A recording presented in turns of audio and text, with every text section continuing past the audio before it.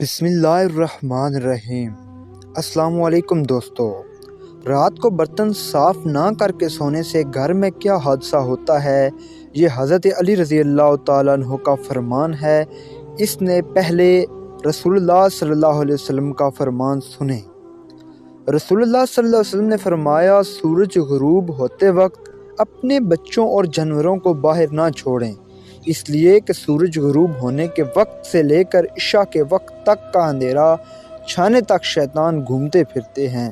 رات کی تاریکی میں بہت سی برائیاں اور مصائب رونما ہوتی ہیں، اس لیے اللہ تعالیٰ نے ہمیں رات کی تاریکی سے پناہ مانگنے کی تعلیم دی ہے۔ جو لوگ کان لگا کر سننے کے عادی ہیں، ان کے لیے اس میں بہت سی نشانیاں ہیں۔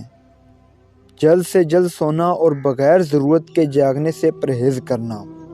حضرت ابو ہریرہ سے روایت ہے کہ رسول اللہ صلی اللہ علیہ وسلم عشاء سے قبل سونے کو اور عشاء کے بعد گفتگو کرنے کو ناپسند کرتے تھے۔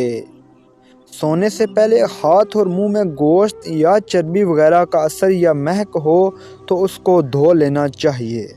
رسول اللہ صلی اللہ علیہ وسلم نے فرمایا، جس کے ہاتھ میں گوشت یا چربی کی مہک ہو یا اس کا اثر موجود ہو اور اسے دھوئے بغیر سو گیا ہو، پھر اسے کوئی مصیبت پہنچی تو وہ اپنے آپ کو ملامت کرے۔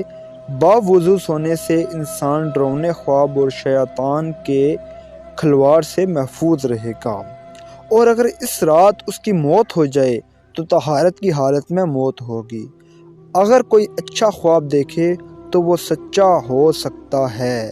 جابر بن عبداللہ رضی اللہ تعالیٰ عنہ سے روایت ہے کہ رسول اللہ صلی اللہ علیہ وسلم نے فرمایا، رات میں جب تم سونے جاؤ تو چراغ بجھا دو اور دروازے بند کر دو۔ حضرت عبداللہ بن عمر رضی اللہ تعالیٰ عنہ کہتے ہیں کہ نبی کریم صلی اللہ علیہ وسلم نے فرمایا، سوتے وقت اپنے گھروں میں آگ کو جلتے ہوئے نہ چھوڑو۔ ایک اور روایت میں ہے کہ چراغ بجھا دو، کیونکہ بسا اوقات چوہا چراغ کی بتی کو بھڑکا کر گھر والوں کو جلا سکتا ہے۔